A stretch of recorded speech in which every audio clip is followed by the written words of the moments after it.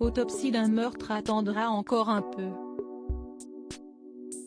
La légende écossaise, Sean Connery, s'est éteinte à l'âge de 90 ans. Tandis que France 2 a ressorti le tout premier épisode de James Bond en prime ce dimanche 1er novembre, Arte plonge quelque peu dans l'inconnu avec le film d'aventure La Grande Attaque du Train d'Or. Tiré de faits réels, il est à suivre à partir de 20h50 ce lundi 2 novembre 2020.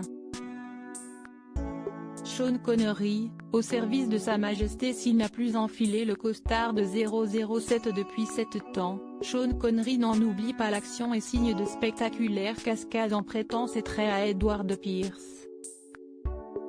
Curieusement, le bandit partage quelques traits avec l'illustre personnage du comédien, élégant, charmeur, casse-cou et fin espion. Au milieu du 19e siècle, alors que l'Angleterre et la Russie sont en guerre, l'escroc ambitionne d'intercepter une cargaison de lingots d'or destinée à ravitailler les soldats envoyés en Crimée.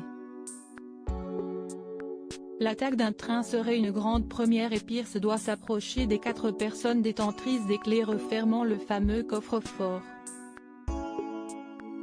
La Grande Attaque du Train d'Or, adaptée du roman Un train d'or pour la Crimée signé Michael Crichton, revient sur le premier braquage ferroviaire perpétré par un quatuor dans la nuit du 15 mai 1855.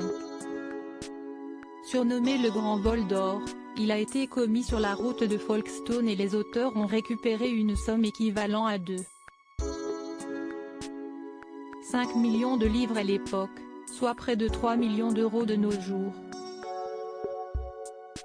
Par rapport au film, de multiples différences sont à noter, à l'instar de l'arrestation des malfrats et le fait que ces derniers ne soient jamais parvenus à s'évader.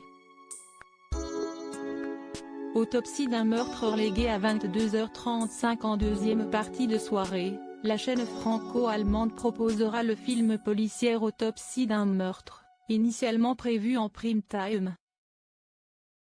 Dans celui-ci, un avocat général défend un couple qui a fabriqué une sordide machination mais qui a l'occasion de s'en sortir grâce aux imperfections de la machine judiciaire.